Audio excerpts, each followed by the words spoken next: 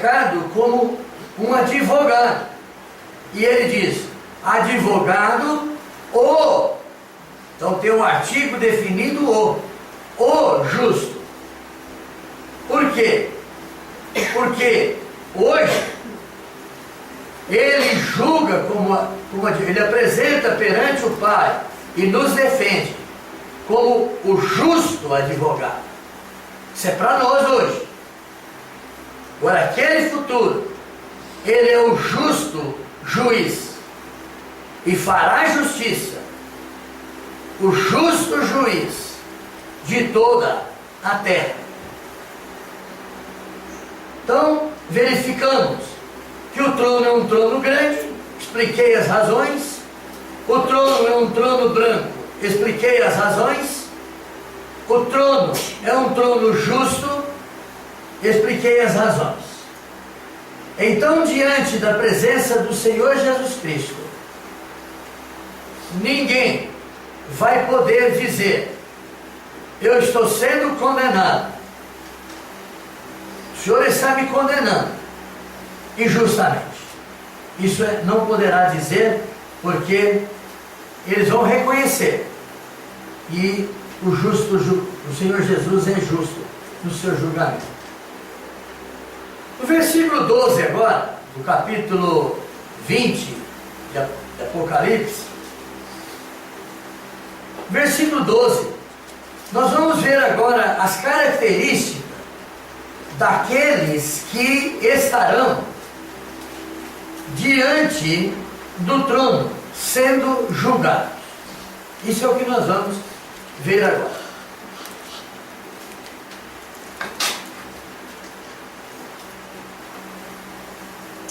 O que João viu logo no começo deste versículo? João viu que estava diante daquele trono os mortos. É uma coisa curiosa essa. Os mortos. Os mortos vivos, porque estão em pé diante do trono. É curioso, no mínimo. Bem, a palavra morte, ela tem o significado de separação.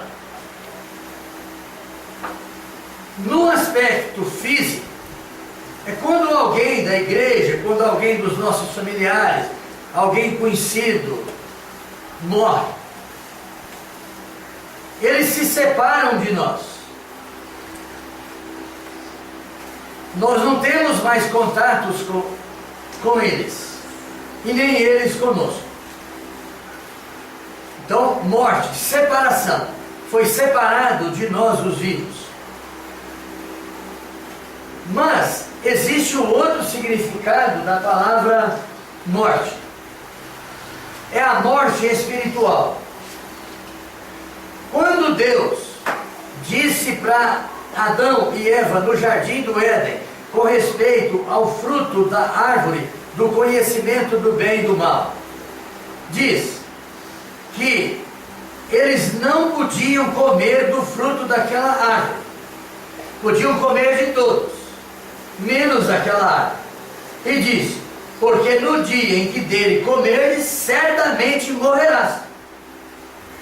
Mas nós sabemos que Adão e Eva não morreram imediatamente, fisicamente. Mas aquela morte primeira era a morte espiritual. Eu quero que vocês entendam, naquele livro, naquele capítulo de Gênesis, capítulo 3, capítulo 2 e capítulo 3, nos mostra, principalmente no capítulo 3, que existia uma íntima relação de Deus com a sua criatura, o homem e a mulher. Na viração do dia, Deus vinha visitar aquele casal. Eles tinham uma estreita comunhão.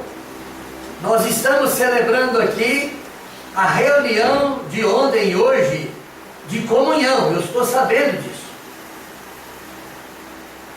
Mas entre Deus e eles existia uma estreita comunhão, um relacionamento.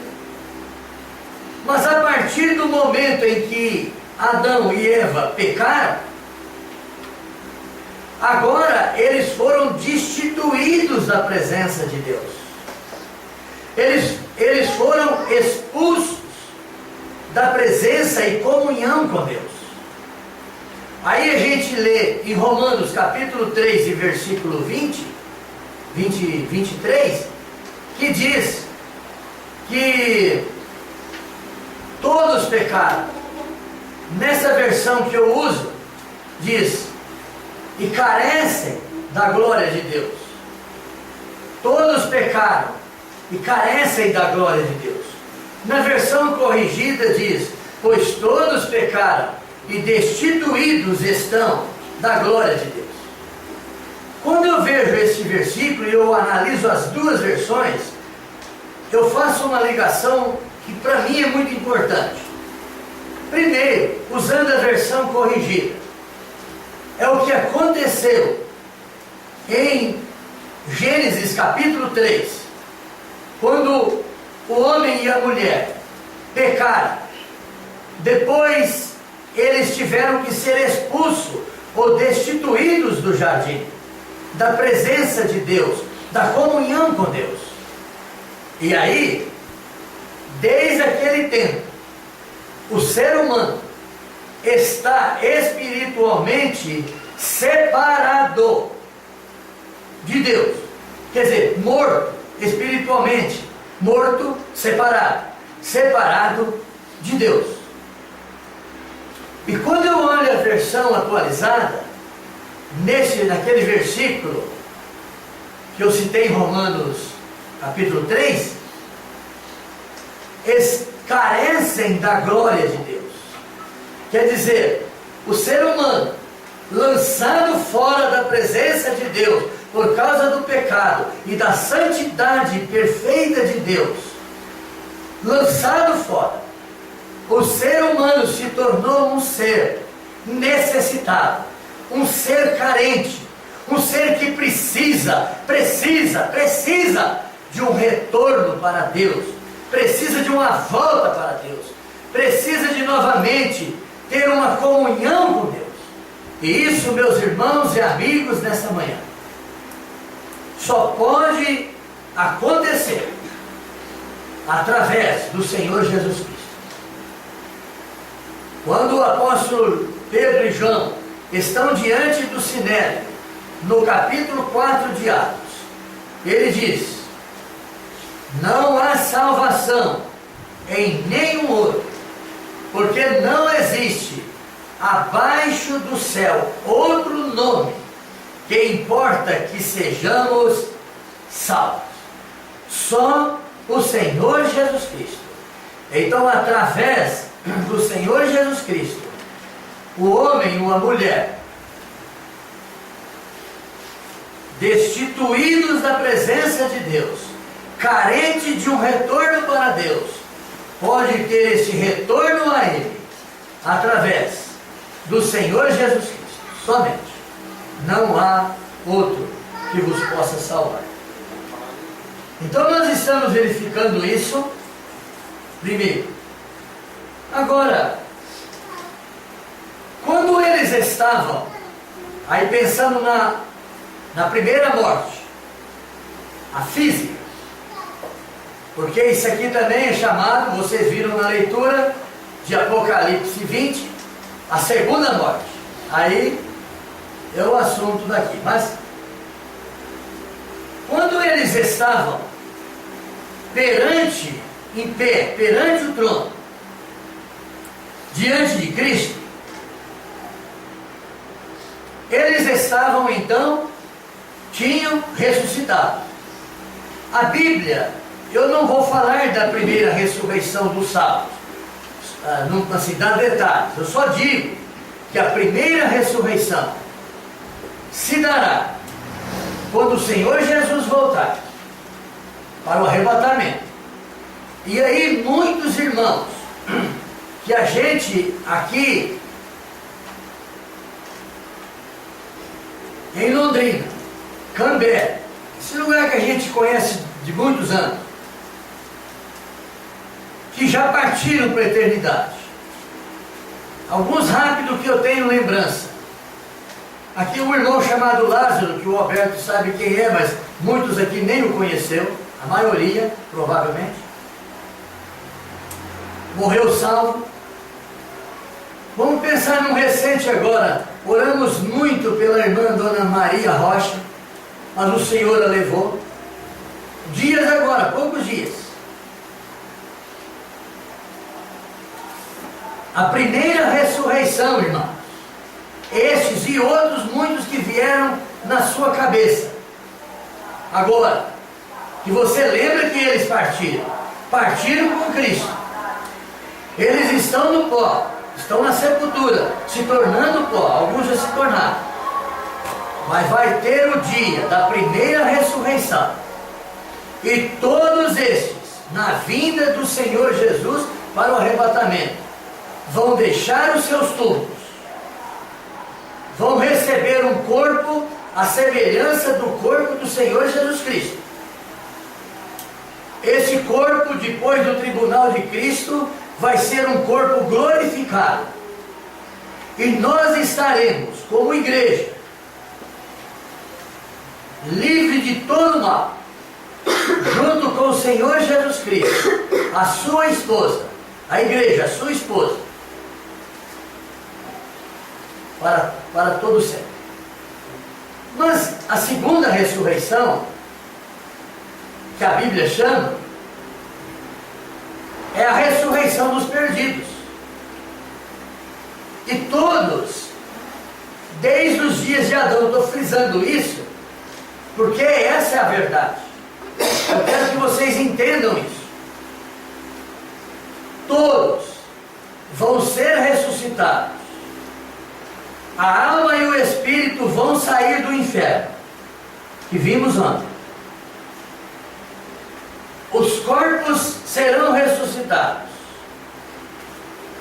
Unir-se-á o ser integral, espírito, alma e corpo, daquelas pessoas descrentes. E portanto, os seus corpos serão corpos diferentes dessa matéria que temos agora. Se botar essa matéria no fogo, você sabe o que vai virar? Pó, vai virar cinza. Por isso que tem até a cremação, né? Alguns, talvez aqui em Londrina tenha na prática, algum lugar que pratica isso. A cremação, de alguns que querem. Vira cinza. Mas aqueles corpos que hão de receber serão corpos diferentes dessa matéria, capacitados, preparados para estar nas chamas eternas do lago de fogo e nunca se consumir, nunca virará cinza de novo, nunca virará pó ou cinza.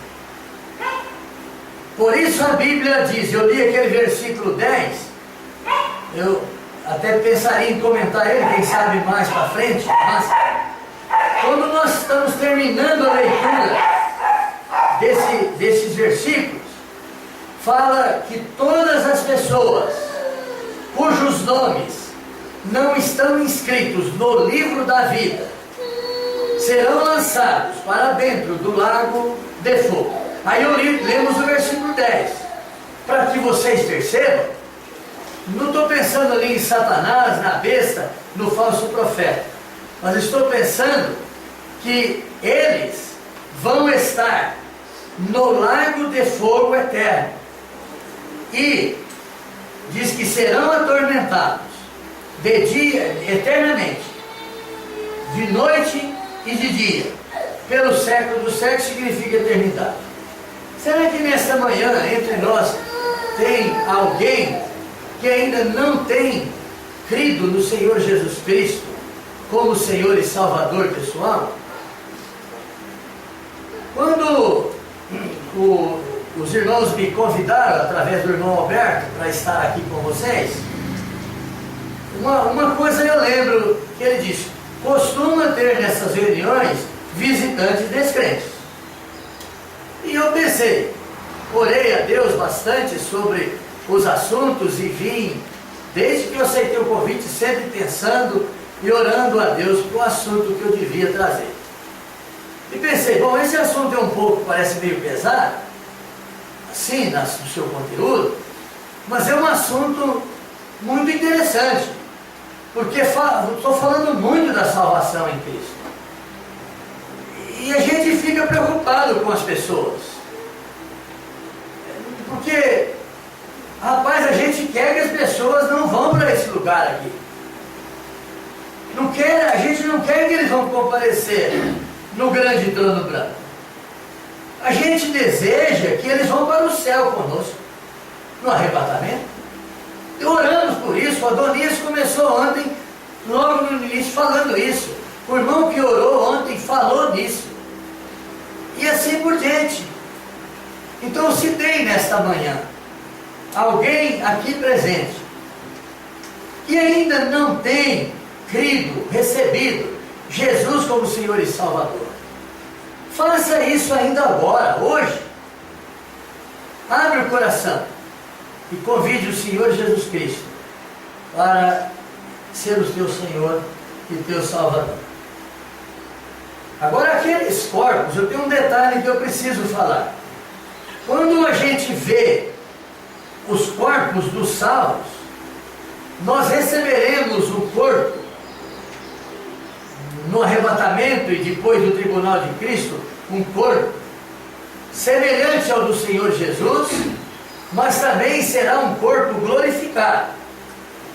Mas neste caso aqui, os corpos estão preparados, transformados para a eternidade, nas chamas eternas do lago de fogo, de dia e de noite, mas não são corpos glorificados. Só os salvos terão corpos glorificados. Então, uma vez que nós já estamos sabendo disso, vamos ver outra coisa que está diante daquele trono. Vocês perceberam pela leitura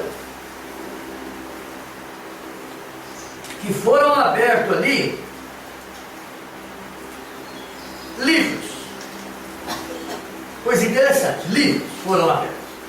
Não diz um único livro, livros.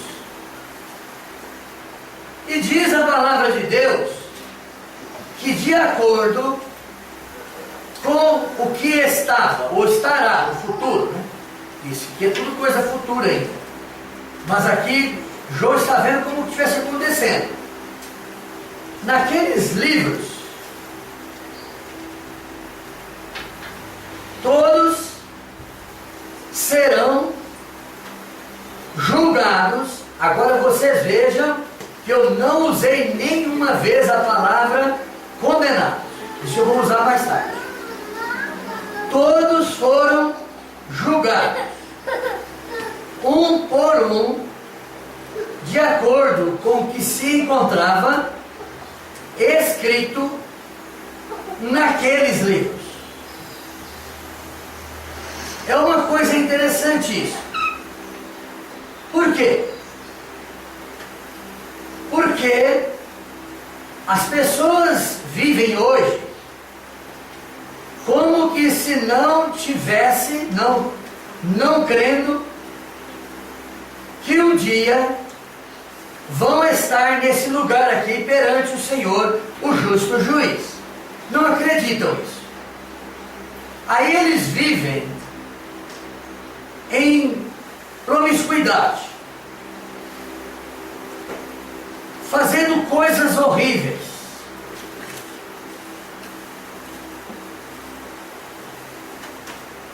Mas eu quero dizer o seguinte, que naqueles livros, tudo, a vida de uma pessoa, os detalhes dessa vida, estou afirmando isso com verdade, estão escritos naqueles livros. Tudo. Eu acredito tudo mesmo, estou falando tudo. Desde lá, nasceu o fulano. Está registrado. Tudo. Desde o seu nascimento até seu último dia na terra. Tudo. E serão julgados com base naquilo que está escrito deles.